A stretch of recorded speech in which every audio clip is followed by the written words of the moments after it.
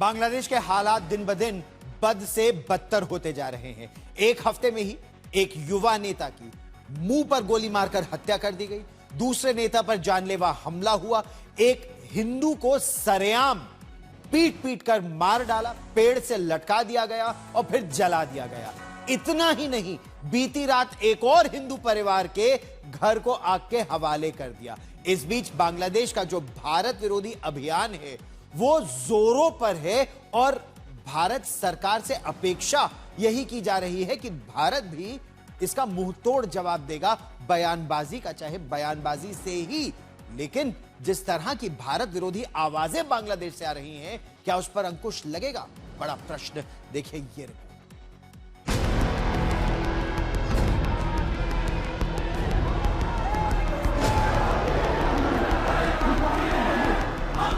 पहले एक युवा नेता की हत्या, फिर दूसरे युवा नेता पर जानलेवा हमला, अखबारों के दफ्तरों में जमकर तोड़फोड़, हिंदू युवक दीपू को जलाकर मारा, बीती रात चिरगांव में हिंदू परिवार के घर को आग के हवाले किया।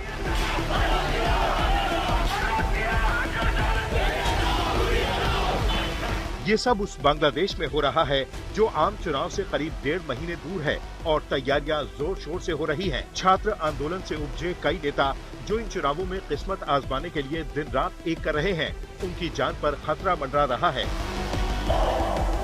पहले हादी पर गोली चलाकर उसकी जान ले ली गई। एक तरफ हादी की हत्या के बाद भारत विरोधी माहौल बनाने की साजिश रची गई, अफवाह फैलाई गई कि मुख्य आरोपी भारत भाग गया है।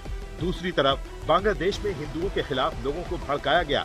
इसका नतीजा ये हुआ कि एक हिंदू दीपू को वैशी भीड़ ने मारकर आग के हवाले कर दिया।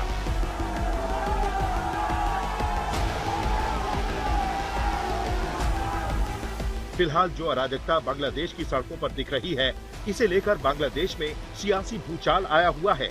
बीएनपी ने तो हादी की हत्या में जमात के हाथ होने का आरोप लगाकर इसे बड़ा मुद्दा बनाना भी शुरू कर दिया है। इधर भारत ने सख्त संदेश देने शुरू किए तो बांग्लादेश बौखला गया और उसने भारतीयों के लिए वीजा जारी करने पर रोक लगा दी।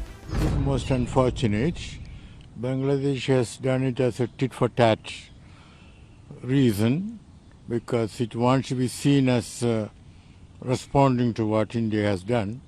But what we have to understand is that India did it because of security concerns, and which is the right thing to do.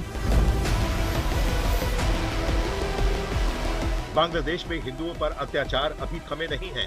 बीती रात भी कट्टरपंथियों ने एक हिंदू परिवार के घर में आग लगा दी, जिससे सारा सामान जलकर राख हो गया। गनीमत ये रही कि परिवार किसी तरह वहां से भागने में कामयाब हो गया। जगह जगह हिंदू परिवारों को डराया धमकाया जा रहा है। बांग्लादेश में सियासी समीकरण इस कदर हिंसक हो चुके हैं कि शहर शहर बवाल हो रहा है। इन सब के बीच अस्पताल में भर्ती पूर्व सीएम खालिदा जिया की पार्टी अचानक सुर्खियों में है। दरअसल उनके बेटे और बांग्लादेश नेशनल पार्टी के नेता तारिक रहमान कई साल बाद बांग्लादेश लौट रहे हैं। सालों बाद खालिदा जिया के बेटे का हो रहा है बांग्लादेश आगमन। चुनाव में बड़े दावेदार के तौर पर आ रहे हैं तारिक रहमान। पूरे देश में उनकी वापसी को लेकर अलग ही माहौल बन रहा है। उन्हें 25 दिसंबर को ढाका पहुंचना है और उनकी पार्टी पूरे देश से कार्यकर्ताओं को स्वागत के लिए बुला रही है। खालिदा जिया के बेटे तारिक रहमान की वापसी बांग्लादेश की राजनीति का पासा पलट सकती है। उनके लिए नामांकन पत्र ले लिए गए हैं क्योंकि 29 दिसंबर नाम भरने की आखिरी तारीख है। उनकी वापसी को देखते हुए ढाका में सुरक्षा बढ़ा दी गई है। कई देशों की नजर इस पर टिकी हुई है। कहा जा रहा है कि वो बीएनपी की सत्ता में वापसी का जरिया बन सकते हैं। उनकी वापसी वाले दिन यानी 25 दिसंबर को लेकर अमेरिका समेत कई देशों ने एडवाइजरी भी जारी की है। ढाका से आशुतोष मिश्रा के साथ आज तक ब्यूरो। तो क्या 25 दिसंबर को मोहम्मद यूनुस के प्रधानमंत्री पद या केयरटेकर एडमिनिस्ट्रेटर के पद से हटने का काउंटडाउन शुरू हो जाएगा? क्या बेगम खालिदा जिया की पार्टी बीएनपी अगले साल फरवरी में जो चुनाव होने वाला है उसके बाद सत्ता में आ पाएगी? अरसे बाद बांग्लादेश लौट रहे बेगम खालिदा जिया के बेटे तारिक रहमान क्या सत्ता का पासा पलटने में कामयाब हो पाएंगे? ये कई सवाल हैं जो इस समय बांग्लादेश की सियासी फिजा में तैर रहे हैं और इसके जवाब का इंतजार बाकी देशों के साथ साथ भारत को भी है। तो आइए एक नजर डालते हैं कि आखिर ये तारिक रहमान बेगम खालिदा जिया के जो सुपुत्र हैं वो हैं कौन। हम आपको ये विस्तार से समझाने का प्रयास करते हैं। कौन है तारिक रहमान? बांग्लादेश नेशनलिस्ट पार्टी यानी बीएनपी के संस्थापक जियाउर रहमान और बेगम खालिदा जिया के बड़े बेटे हैं तारिक रहमान। ये वैसे विदेश में रहते हैं। 2007 में सेना की मदद से कार्यवाहक सरकार ने तारिक को गिरफ्तार कर लिया था।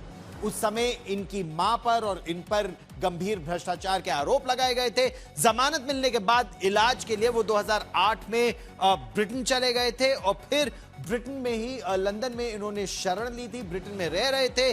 तारिक की मां बेगम खालिदा जिया 1991 में बांग्लादेश की प्रधानमंत्री बनी और फिर 2001 में वो सत्ता में दोबारा लौट कर आई थी। हालांकि बीएनपी को पाकिस्तान के ज्यादा करीबी और भारत के उतने करीबी नहीं समझा जाता है, लेकिन क्या वो समीकरण भी अब बदलेंगे?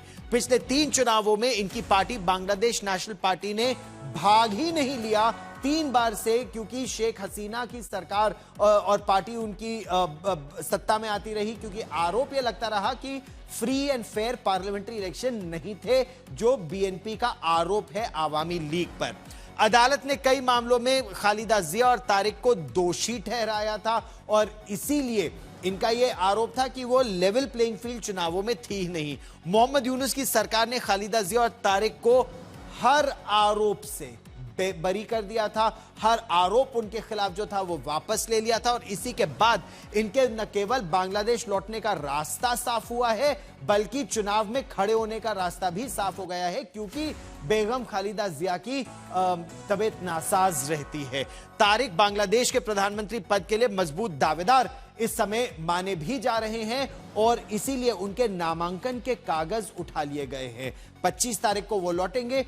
29 तारीख आखिरी तारीख है नामांकन भरने के लिए। लेकिन क्या ये जिसे भारत और विश्व के बाकी देश भी चाहते हैं कि फ्री फेयर पार्लियामेंट्री इलेक्शन हो, वो हो पाएंगे? पारदर्शी चुनाव हो पाएंगे? क्योंकि आवामी लीग को चुनाव में भाग नहीं लेने दिया जा रहा है। इस खबर पर रहेगी नजर।